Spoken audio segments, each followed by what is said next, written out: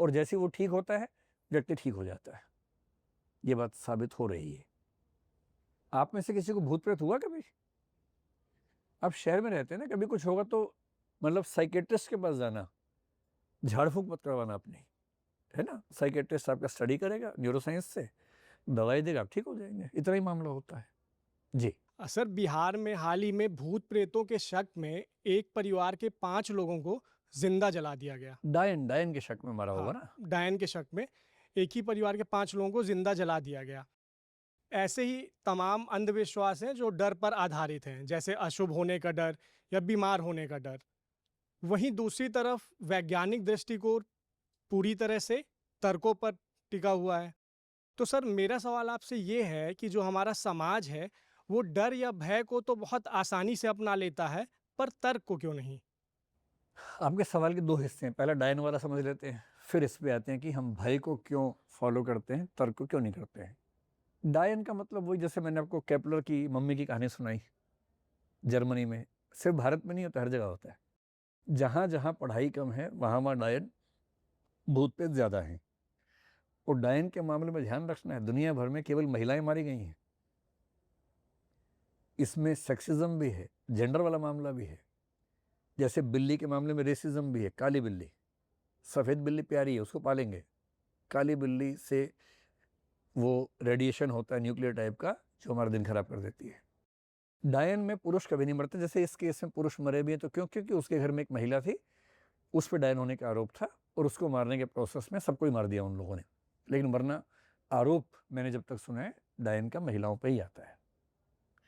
एक मेलांचल नाम का उपन्यास है, 1950s में लिखा गया था।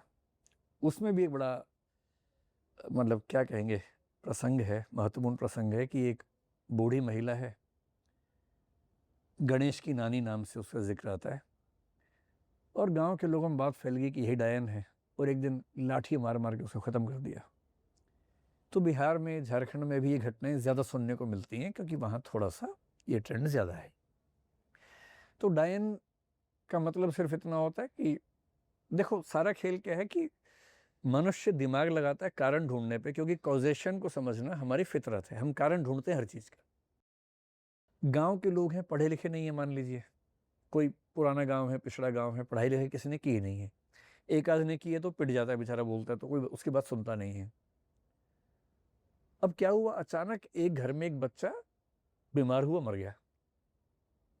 कुछ हुआ, मान लीजिए डेंगू हुआ, समझ ही नहीं पाए, जब तक समझते उसकी मौत हो गई। प्लेटलेट्स कम हो रही हैं, वो और दवाई कर रहे हैं, नीम पिला रहे हैं, हल्दी पिला रहे हैं कि उसको, उनको पता नहीं प्लेटलेट्स क्या होती हैं। प्लेटलेट्स कम होती गई, वो बच्चा मर गया। मच्छर जिंदा है, फिर उस डेंगू के मच्छर ने किसी और काट लिया।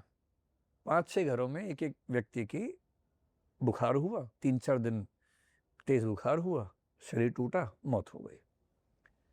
अब ये लोग इतने पढ़े लिखे नहीं है कि उसकी वजह मच्छर में ढूंढ पाए, और ये भी समझ पाए कौन सा मच्छर है, और उस मच्छर के काटने से एग्जैक्टली हुआ क्या, प्लेटलेट्स क्या होती हैं, ब्लड का कौन सा हिस्सा प्लेटलेट है, वो कैसे कम होता है, कैसे बढ़ेगा, प्लेटलेट्स कैसे हम ले सकते हैं किसी और से, उनको नहीं पता।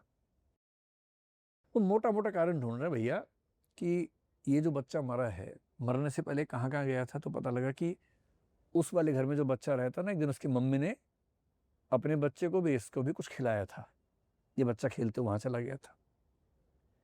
तो गांव के लोगों को शक हो गया कि जरूर वो महिला कुछ कर रही है। बाकी जो 4 मरे हैं उनके घरों से पूछेंगे, हो सकता है वो बच्चे ना गए हों, पर सामाजिक माहौल में विरोध नहीं कर सकते आप। अगर 4 लोग इस मूड से आए हैं कि साबित करना है, पूछेंगे वहां गए थे ना, तो ये क्या बोलेगा, हाँ गया तो था, हो गया साबित, गवाही मिल गई। केपलर की मम्मी के खिलाफ 24 गवाह थे, जबकि उसने कुछ नहीं किया था। 24 गवाह गांव में मिल गए थे, 4 लोग गवाह बन गए। अब सबने तय किया, सारे मूर्ख एक साथ बैठे हैं, पढ़ाई लिखाई किसी की नहीं है। इन सारे लठैत मूर्खों के बीच में विचार चल रहा है कि इन बच्चों को बचाना है तो इस औरत को मारना होगा, यही डायन है। जादू टोना करती है, काला जादू करती है। काला जादू मतलब जो किसी के अनिष्ट के लिए किया जाता है जादू, और इससे बचने का एक ही उपाय, इसको मार दो। अब गांव के 10-20-50 लोग इकट्ठे होंगे, उसको पकड़ेंगे, उसका बाल खींचेंगे, पेड़ के पास बांधेंगे और मार देंगे। वो संभव नहीं तो घर में आग लगा देंगे, कहीं और जाके मार देंगे। तो अपनी जिंदगी बचाने के लिए किसी को मार देना ये तो समाजों में सामान्य बात है। अच्छा आप ही बताइए, आपने कहा कि भय तो हमने लिया, तर्क नहीं लिया। मान लीजिए कि आप अपने रूम में गए, एक रूम है आपके पास, रूम के अंदर घुसे, कुंडी बंद की, थोड़ा सा दूर आ गए और अचानक देखा दरवाजा, एक ही दरवाजा है, उस दरवाजे के पास एक सांप बैठा हुआ है। ठीक, वो सांप काटता है या नहीं आपको नहीं पता, जहरीला है या नहीं आपको नहीं पता, पर वो है यूं, पूरे मूड में लग रहा है। कमरा छोटा सा है और उस कमरे में एक हथियार है, लाठी वाठी कुछ है आपके पास। आप इस समय उससे बातचीत करेंगे, समझने का प्रयास करेंगे तुम यहाँ क्यों आए हो, गलती से आ गए, दरवाज़ा खोलेंगे कि वो बाहर निकल जाए, या उसको मार देंगे। अभी आप कुछ भी बोल लीजिए, आप दरअसल उसको मारेंगे, क्योंकि आपको लग रहा है कि इसको नहीं मारा तो मैं मर जाऊंगा। ये ह्यूमन बीइंग की नहीं, हर बीइंग की फितरत है। जहां लगता है कि मेरे बचने के लिए किसी को मारना जरूरी है, हम सब मार देते हैं। तो गांव के लोग डायन कह के मार रहे हैं, उनके दिमाग में भय तो वही है, एग्जिस्टेंशियल या सर्वाइवल थ्रेट है उनके सामने। उन मूर्खों को पता नहीं है कि एक मच्छर मार रहा है, न कि उस महिला के प्रयास से मर रहे हैं। और रही बात यह कि तर्क क्यों नहीं पहुंचता है, डर क्यों पहुंचता है, क्योंकि डर सबसे पहले पहुंचने वाला इमोशन, मैंने आपसे पहले ही कहा, जो इमोशन हमें सबसे जल्दी प्रभावित करता है वो डर होता है। और इमोशंस की दुनिया का एक उसूल है, लिम्बिक सिस्टम होता है दिमाग के अंदर जो इमोशंस को कंट्रोल करता है। एक सामान्य न्यूरो साइंस का थोड़ा बेसिक देखेंगे ना कि दिमाग कैसे काम करता है।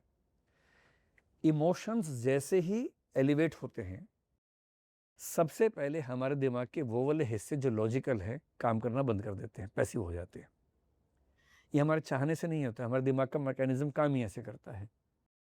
इसलिए आप देखेंगे जब आपको बहुत तेज गुस्सा आता है, दिमाग काम नहीं करता, और आप उस गुस्से में कुछ ऐसा कर बैठते हैं कि बाद में पछताते हैं कि ये मैंने क्या कर दिया। और उस समय दिमाग एकदम काम नहीं करता, क्योंकि ये आपके चाहने की बात नहीं है भाई। दिमाग का मैकेनिज्म ऐसा है कि जब गुस्सा या डर बहुत ज्यादा होगा, या मोहब्बत, इतनी गहरी मोहब्बत हो गई कि आपने कोई ऐसा वायदा कर दिया, बाद में पछता रहे हैं क्या बोल के आ गया। क्योंकि इमोशंस के ओवरलोड की स्थिति में, ओवरफ्लो होने की स्थिति में, जो लॉजिकल पार्ट ऑफ माइंड है उतना एक्टिव नहीं होता है।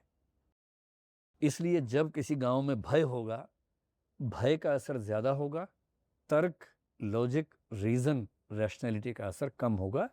ये सामान्य बात है, कोई रेयर बात नहीं है, हर समाज ऐसे ही इवॉल्व हुआ है। ठीक है।